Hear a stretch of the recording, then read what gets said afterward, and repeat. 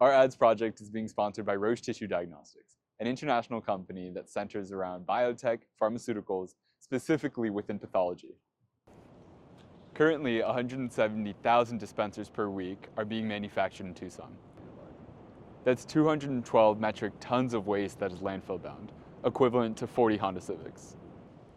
Our project, the Automated Dispenser Disassembler System, or ADS for short, creates a pathway so that these can be recycled. Before we get into the details of our actual project, I want to introduce you to our team. Hi, I'm Luis Manuel Camacho, and I'm a Systems Engineering Senior and the Procurement Lead. My name is Carolina Ferreira Silva. I'm a senior in biomedical engineering, and I'm the team lead. Hi guys, my name is Somto Ike. I'm a biomedical engineering senior, and I am the integration lead for the ads project.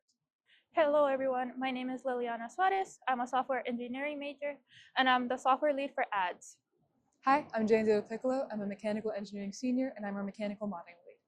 Hi, my name is Adnan. I'm a mechanical engineering senior, and I am the mechanical design lead for this project.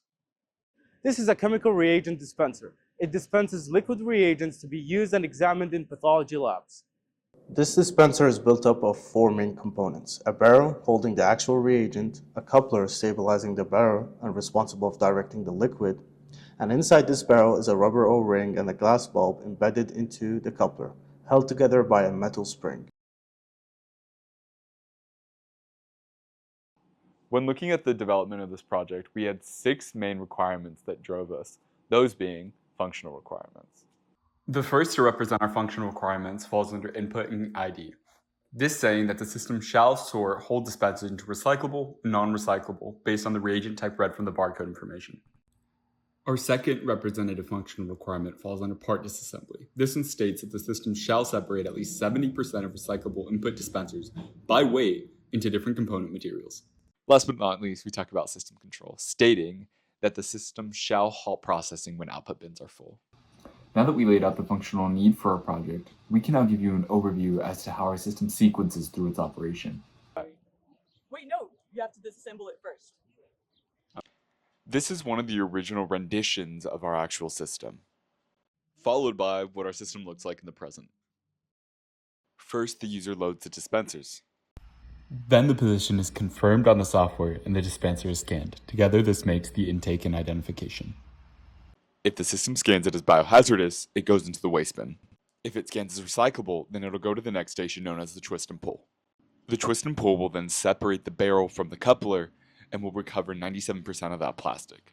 After this, it goes to the spring retrieval. In the spring retrieval system, the spring is removed from the coupler and recovered into the metal bin. We then go into the poking station, where a rod will come in and remove the rubber rings and glass balls from inside the coupler. Together, this makes the disassembly, and we see that 2 bins will go in as recyclable and 2 will go in as non. From a modeling perspective, our software is actually split into 2 different pieces. Software A, our supervisory control software, and software B, more of a firmware control sensor right there. And so we're going to go over to the EDC with Liliana, and she's going to actually explain these 2 different components to you. This is our ads dashboard, which is hosted on a physical display which our user can control. On the dashboard, you can find different tabs that include prototype, intake, scan, and control instructions. On the main page, we have 3 different dispenser counts, which include total dispensers input into our system, a count for those dispensers that could be successfully recycled, and third for those that have toxic reagent. In the bottom right, we have the machine status letting the user know what the status of the system is. The bulk of this page is dedicated to our bins. The bin halting subsystem manifests itself here by letting the attendant know how full the individual bins are, with notification alerts on when to manually dump. Last to be spoken about on this list is the event log. The event log just shows what's going on with our system, any errors, and which position the dispenser is in, currently within our separate subsystems. The intake tab is meant to trace the intake tray we have for our user, which is 3x4. The lab attendant will select the spots they have loaded dispensers in. The scan tab shows the reagent name, the time it was scanned, and whether it's recyclable or not. The control tab shows the connection to Clipper, our 3D printing software component that controls our motors, actuators, and homing sensors. Instead of using a traditional controller, our team is using the Octopus BTT board, a repurposed 3D printing motion controller board.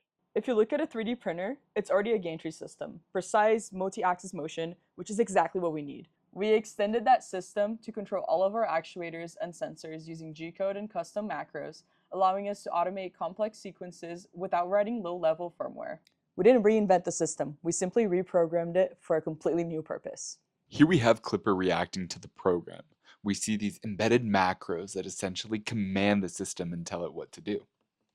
Here we can see the ad system, specifically the handling subsystem, react to Clipper's commands. We did this without a dedicated electrical engineer. By leveraging open source tools, we were able to move faster, reduce cost, and iterate in real time. When looking at how we were even going to disassemble this and separate it into different components, we decided to look at existing technologies, what was working for other people, and not necessarily just for dispensers, but for like functions as well. And that's when we found the automated bottle openers. We can see here that this mechanism is put over the top of the bottle, in this case on the bottle cap. It puts pressure from two opposing sides and begins to rotate in a circular fashion until we see right here where the bottle cap pops off. Here we have our first view of our twist and pull mechanism. Starting from the top, we have our NEMA 17 motor, which is connected to our motion control board. Next, we have our offset block, which connects our motor to our gearbox. And the reason we have this offset block is because our shaft of our NEMA 17 motor did not fully reach the entirety of our gearbox. So we have our offset block that connects them and ensures that they are both connected together. Next, we have our 20-to-1 gearbox. The 20-to-1 ratio describes our input to our output of our motor and our gearbox. So we have a slower output of our gears based on what our NEMA 17 is putting into the system. Next, we have our two components of our gear cover and our stabilizing base. Our gear cover is covering exactly what it sounds like, which is our gear that is connecting our gearbox to our stabilizing base, and that stabilizing base is just connecting our top jaws to the actual gear cover itself. Finally, we have our twisting jaws that will be going around our dispenser and twisting it off so that the barrel can separate from the coupler fully, and this is connected to our stabilizing base that we talked about previously. In this sequence, you can see engineers Jaden and Carol actually utilizing the new model. In this, they secure it and allow it to work, and here's the moment where we see success and the barrel separates from the coupler. To collect the spring, we use something called a mag switch. A mag switch turns on the magnetic field of a magnet and retrieves the spring from it. When we turn it off, it dumps it. The poking subsystem worked through an initial verification by ensuring whether or not the rod was capable to puncture the coupler and remove the smaller components. In this video, the rod failed to find the spot, causing the team to ultimately engineer the system to further precision.